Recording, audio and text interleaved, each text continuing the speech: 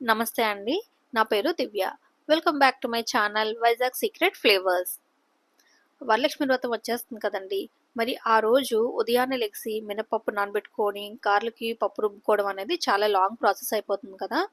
So, అలా కాకుండాను ముందు రోజు నైటే పప్పు నానబెట్టుకున్నా గానీ, నెక్స్ట్ రోజు రుబ్బుకొని గారెలేసుకున్నా ఎక్కువగా ఆయిల్ అబ్జార్బ్ చేయకుండా గారెలు ఎలా చేసుకోవాలన్నది రెసిపీ మీకు చూపిస్తాను. ఇప్పుడు నేను చూపించబోతున్న రెసిపీలోని ఎక్కువ సేపు నానబెట్టుకున్నాం కదా అనేసి ఎక్కువగా ఆయిల్ అయితే ఏమాత్రం పీల్చుకోదండి. నార్మల్‌గా మీరెలా అయితే చేసుకుంటారో అలాగే ఉంటాది. దీనికి ఒక చిన్న ఇంగ్రీడియెంట్ యాడ్ చేయాలి. అంతే దీని సీక్రెట్.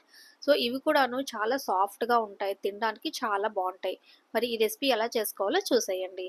మీరింకా ఈ ఛానల్‌ని సబ్స్క్రైబ్ చేసుకున్నారా లేదా?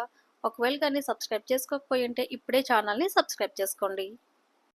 ఇక్కడ నేను గారెల కోసం ఒక గ్లాస్‌తోని కొంచెం తక్కువ అంటే 3/4 మినపప్పుని తీసుకుంటున్నాను.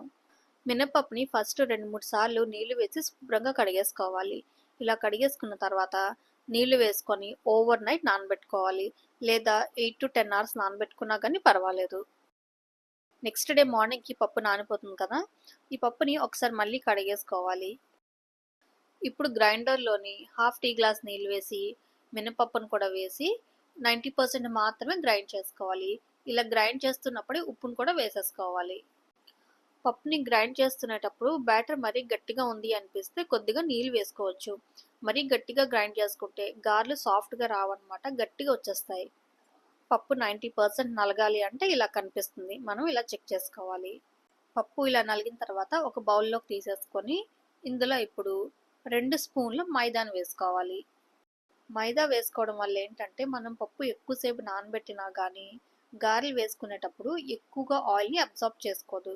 నార్మల్గా మనం 2-3 అవర్స్ నానబెట్టి గారెలు ఎలా అయితే చేసుకుంటామో సేమ్ అలానే వస్తాయి ఈ గారెలు కూడాను.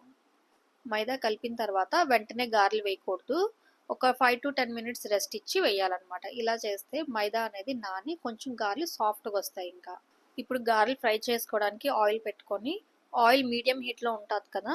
అప్పుడు చేతులు కొంచెం తడి చేసుకొని ఇలా గారెలు ఎప్పటిలాగా నార్మల్‌గా వేసుకోవడమే. బిజీ డేస్‌లోని ఇలాంటి చిన్న చిన్న చేంజెస్ చేసుకుంటే మన డే అంతా కూడాను చాలా ఈజీ అయిపోతుంది.